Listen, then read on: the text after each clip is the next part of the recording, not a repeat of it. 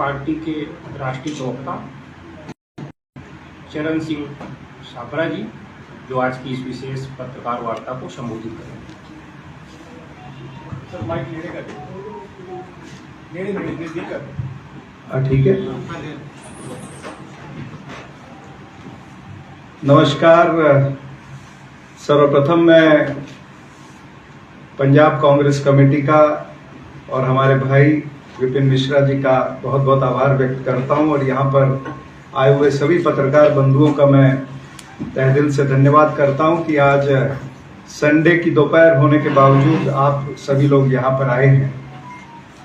दरअसल देश के अंदर जो लोकतंत्र का पर्व चल रहा है, इस लोकतंत्र के पर्व में कल एक अद्भुत घटना घटी है। देश के प्रधानमंत्री उन्होंने एक बहुत ही आपत्तिजनक बयान दिया है, निंदनीय बयान है। और खास करके ऐसे प्रधानमंत्री जिन्होंने 10 साल इस देश पर राज किया है, 10 साल प्रधानमंत्री रहने के बाद अगर देश के प्रधानमंत्री मुजरा शब्द का वापर करते हैं तो वो निंदनीय है, आपत्तिजनक है। और देश के प्रधानमंत्री को अगर अपनी गरिमा नहीं तो प्रधानमंत्री पद के गरिमा का ध्यान रखना चाहिए था। ये प्रधानमंत्री की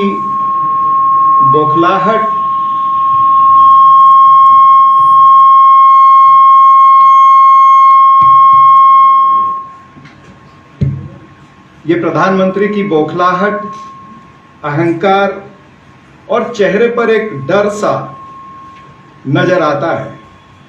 जैसे जैसे चुनाव नजदीक आ रहे हैं वैसे वैसे प्रधानमंत्री की अपनी गरिमा गिरती जा रही है। प्रधानमंत्री को पता चल रहा है कि भारतीय जनता पार्टी की सीटें कम आ रही हैं, बौखलाहट में है, परेशान है।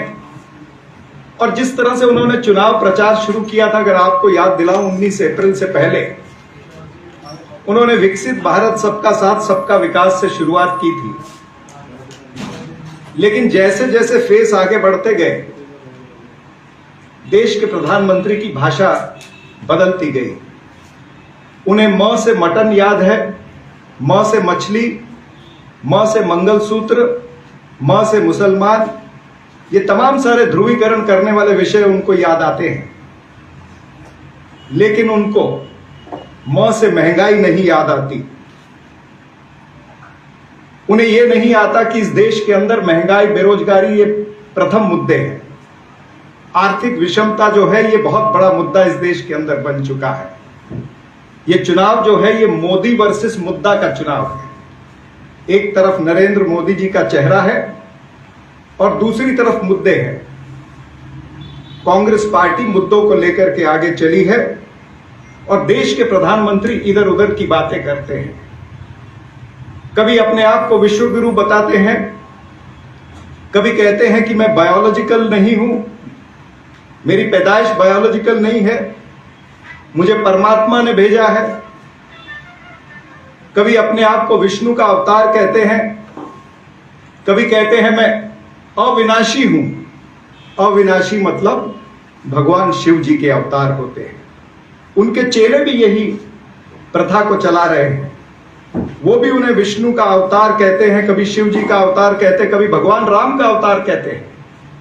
अब बताइए, जो अपने आप को भगवान राम का अवतार बताए, शिव जी का अवतार बताए, विष्णु जी का अवतार बताए और वो व्यक्ति मुजरे जैसी भाषा का वापर करे, तो क्या ये अच्छा लगता है? नरेंद्र मोदी जी को ये मुजरा टाइप भाषण जो है वो बंद करने चाहिए।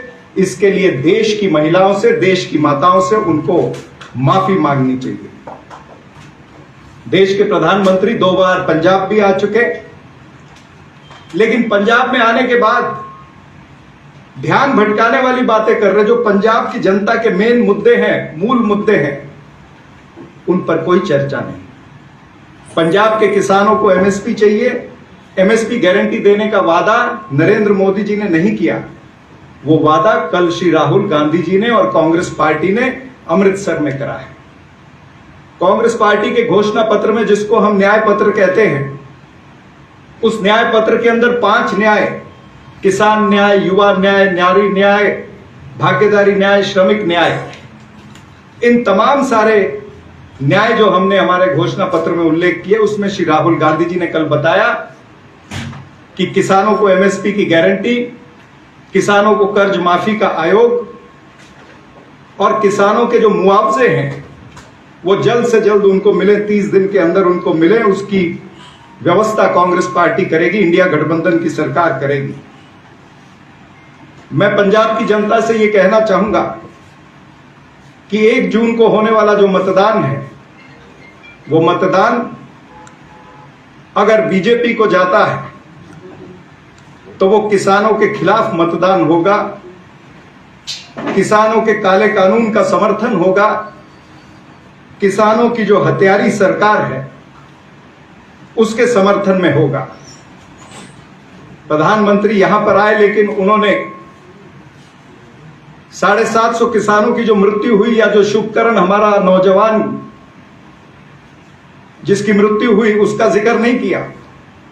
लखीमपुर खीरी में जिनको टायरों थले मंत्री पुत्र ने रौंदा, उसका कोई जिक्र नहीं किया। ये देश के प्रधानमंत्री का दायित्व बनता था कि वो यहां पर आए तो ये सारी बातें करते। कांग्रेस पार्टी अगर हरित क्रांति ला सकती है तो कांग्रेस पार्टी एमएसपी की गारंटी भी दे सकती है, यानी संविधान को बदलने का इरादा। और ये हम नहीं कह रहे, ये भारतीय जनता पार्टी के खुद के नेता कह चुके हैं।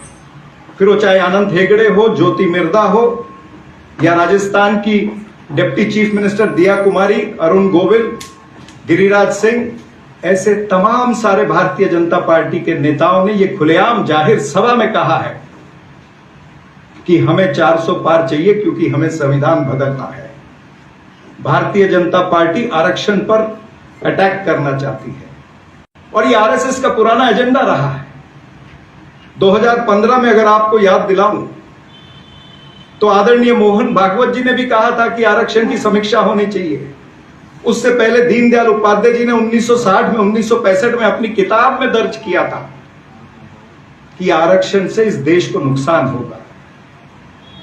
मनमोहन वैद्य जी ने 2017 में खुलेआम कहा था कि आरक्षण खत्म कर देना चाहिए।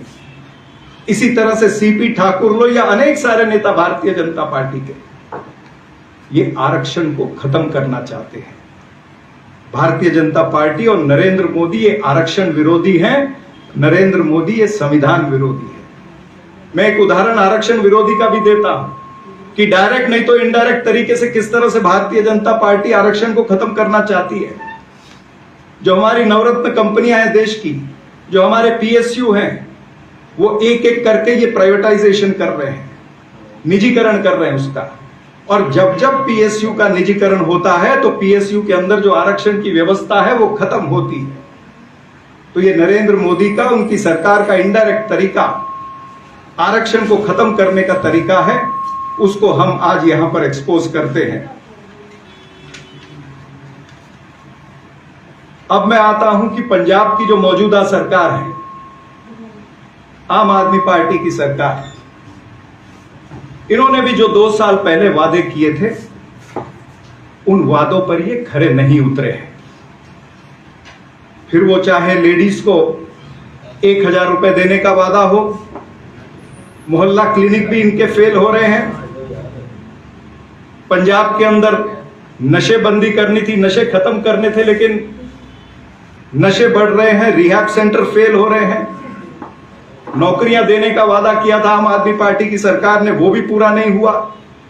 और सबसे बड़ी बात यह है कि जब से आम आदमी पार्टी की सरकार आई है, गैंगस्टर बढ़े हैं, फिरौतियों के केस बढ़े हैं, गैंगस्टरों के पास हथियार आ रहे हैं बड़े बड़े। सिद्धू मूसेवाले जी का जिस हथियार से उनकी मृत्यु हुई, या उसके बाद भी जो सोफिस्टिकेटेड वेपन आ रहे हैं, ये मेरा आरोप है कि केंद्र की सरकार जिसने बीएसएफ को 50 स्क्वायर किलोमीटर एरिया दिया हुआ है, पंजाब एक बॉर्डर स्टेट है, अगर इस बॉर्डर स्टेट के अंदर हथियार आते हैं, नशीले पदार्थ आते हैं, तो उसके लिए केंद्र सरकार और राज्य की सरकार ये दोनों जिम्मेवार हैं। इन सरकारों ने पंजाब की जनता से वादा खिलाफी की है। और अगर इसी स्पीड में गैंगस्टर बढ़ते गए, फिरौतियां बढ़ती गई, तो पंजाब भी गैंगलैंड बन सकता है, यह भी मेक्सिको बनने की तरफ जा सकता है। हुक्का बार जो है वो पंजाब के अंदर बड़े हैं। हुक्का बार के तो ऐसे ऐसे केसेस सामने आ रहे हैं कि स्कूल के बच्चों को भी हुक्का मिल रहा है, या वो वेव जो होता है। पिछले दिनों में पता चला था कि किसी बच्चे के पास में वो वेव था, वो स्कूल में था और वो अपने साथियों को भी दे रहा था। एजुकेशन पॉलिसी आम आदमी पार्टी की फेल है। वहां पर टीचिंग नॉन टीचिंग स्टाफ की समस्या है। किसानों को जो इन्होंने वादे किए थे कि हम लंपी स्किन का, या जो फ्लड आए थे, जो बाढ़ आई थी, उसका मुआवजा देंगे, वो भी पूरा नहीं किया। जो शक्कर की खंड मिले हैं उनका 250 करोड़ रुपया बकाया है। मूंगी इन्होंने कही थी कि हम एमएसपी के रेट पे खरीदेंगे, मूंगी को एमएसपी भी नहीं दे पाए और मूंगी जो है वो मंडियों में पड़ी पड़ी सड़ गई है। घर घर आटा पहुंचाने की बात हो, मुलाजमों को पक्का करने की बात हो, या फिर पुरानी पेंशन को लागू करने की बात हो, आम आदमी पार्टी की जो सरकार है, सूबे की सरकार, पूरी तरह से फेल हुई है। आम आदमी पार्टी की सरकार लच्चर और लाचार, आम आदमी पार्टी की सरकार लच्चर और लाचार। इसके ऊपर अगर कोई आप प्रश्न पूछना चाहते हो तो मुझे पूछ सकते। इंडी गठबंधन का आपका पार्ट है आम आदमी पार्टी, आप उसके अलायंस पार्टनर हैं, आपने उसी को रगड़ा कर दी। देखिए, ऐसा है, पंजाब में हमको जनता ने जो मैंडेट दिया है विधानसभा के चुनाव में, हमको विपक्ष में बैठने का मैंडेट दिया गया। अब विपक्ष में बैठने का मतलब होता है कि जो सरकार की खामियां हैं हम उसको उजागर करें, जो सरकार की कमजोरियां हैं, जो सरकार की वादा खिलाफी है, हम उसको पॉइंट आउट करके उसके खिलाफ उतरें। तो जिस पार्टी को, जिस कांग्रेस पार्टी को मैंडेट मिला है ऑपोजिशन में बैठने का, उस मैंडेट के साथ में हमको वफादारी करनी पड़ेगी। इसीलिए अगर पंजाब की सरकार ने, आम आदमी पार्टी ने जो वादे किए थे वो वादा खिलाफी की है, तो उसे एक्सपोज करना जरूरी है। इसलिए मैंने कहा लच्चर और लाचार। प्रधानमंत्री